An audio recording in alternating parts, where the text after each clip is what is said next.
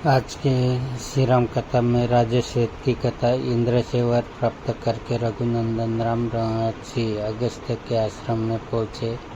वे शंभुक वध की कथा सुनकर बहुत प्रसन्न हुए और उन्होंने विश्वकर्मा द्वारा दिया हुआ एवं एक दिव्य आभूषण श्री राम को अर्पित किया।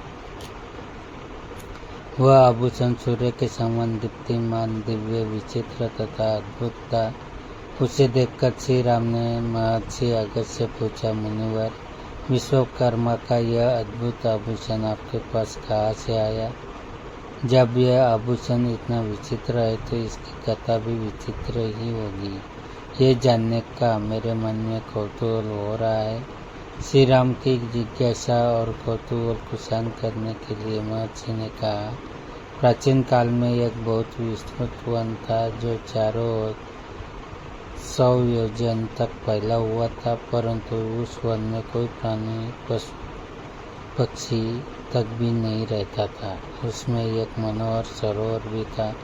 उस स्थान को पूर्णतया एकांत पाकर मैं वहाँ तपस्या करने के लिए चला गया।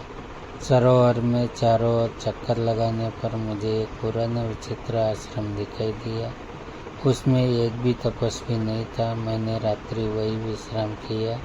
जब मैं प्रातःकाल स्नानादि के लिए सरोवर की ओर जाने लगा तो मुझे सरोवर के तट पर अष्टपुष्ट निर्मल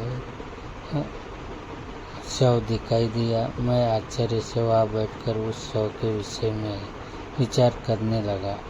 थोड़ी देर पश्चात वहाँ एक दिव्य विमान उतरा जिस पर एक सुंदर देवता विराजमान था।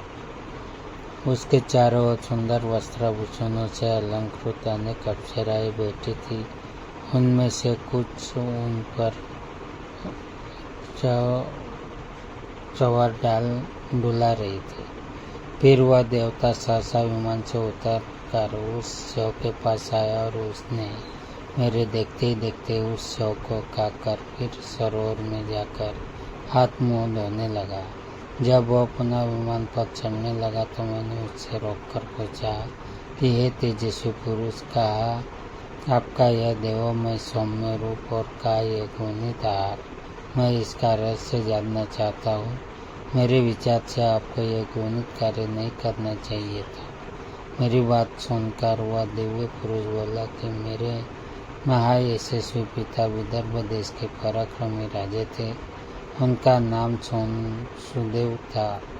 उनकी 2 पत्नियां थी जिनसे 2 पुत्र उत्पन्न हुए। एक का नाम श्वेत, दूसरे का सूरत। मैं श्वेत हूँ। पिता की मृत्यु के बाद मैं राजा बन और धर्मानुकूल राज्य करने लगा। एक दिन मुझे अपनी मृत्यु की तिथि का पता चल गया और मैं सूरत को राज्य देकर इसी वन में तपस्या करने के लिए चला आया। दीर्घ काल तक तपस्या करके मैं ब्रह्मलोक को प्राप्त हुआ, परंतु अपनी भूख प्यास पर विजय प्राप्त न कर सका। जब मैंने ब्रह्मा जी से कहा तो वे बोले कि तुम मृत्यु लोक में जाकर अपने ही शरीर का नित्य भोजन किया करो, यही तुम्हारा उपचार है, क्योंकि तुमने किसी को कभी कोई दान नहीं दिया, केवल अपने ही शरीर का पोषण किया है। ब्रह्मलोक भी तुम्हें तुम्हारी तपस्या के कारण ही प्राप्त हुआ है। जब कभी महर्षि अगस्त्य उस वन में पधारेंगे तभी तुम्हें भूख प्यास से छुटकारा मिल जाएगा। अब आप मुझे मिल गए हैं, इसीलिए अतएव आप मेरा उद्धार करें और मेरा उद्धार करने के प्रति दान स्वरूप ये दिव्य आभूषण ग्रहण करें। यह आभूषण दिव्य वस्त्र, स्वर्ण, धन आदि देने वाला है। इसके साथ मैं अपनी संपूर्ण कामनाएं आपको समर्पित कर रहा हूँ। मेरे आभूषण लेते ही राजश्री श्वेत पूर्णतः तृप्त होकर स्वर्ग को प्राप्त हुए और वह शव भी लुप्त हो गया।